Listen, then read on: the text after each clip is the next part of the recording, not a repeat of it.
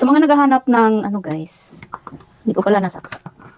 Sa mga naghahanap ng donut maker, mini donut maker machine, ayan po. Ilagay ko sa yellow basket ang link nito guys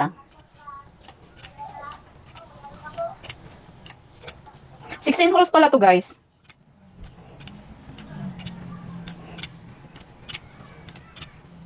Sa magtatanong ng link nito guys, nasa ating guys scroll na lang yung profile natin.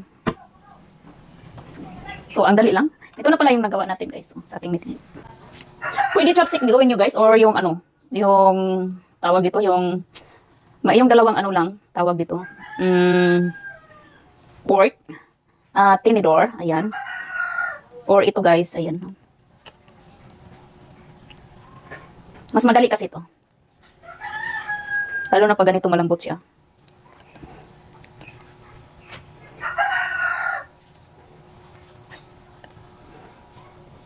Pwede nyo rin ito pagkakitaan guys. Or pang merienda ng mga anak nyo. Hindi na kayo lalabas hindi na kayo bibili sa labas. Ayan. Mas maganda din yung kayo ang gagawa. Kasi alam natin yung mga pinaghahalo natin ng ating mga ingredients. Ayan. Malambot lang talaga to guys yung trabaho natin ngayon. So hayaan nyo sa sunod guys. Try natin. Experiment muna tayo. Ang ginagawa ko guys, ito, pag ganito, pag malapit na siyang yung sa tingin mo luto na siya, tinatanggal ko to. Kasi para hindi siya magsobrang init. Kasi wala siyang control. Luto na siya.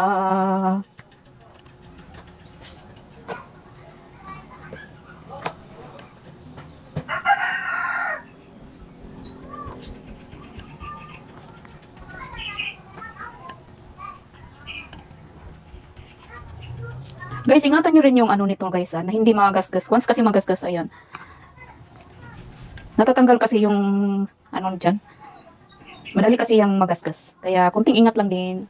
So, ayan na yung mga naluto natin guys. Ayan. Uy, check out na guys ating mini donut maker machine guys. Nasa yellow basket ang link.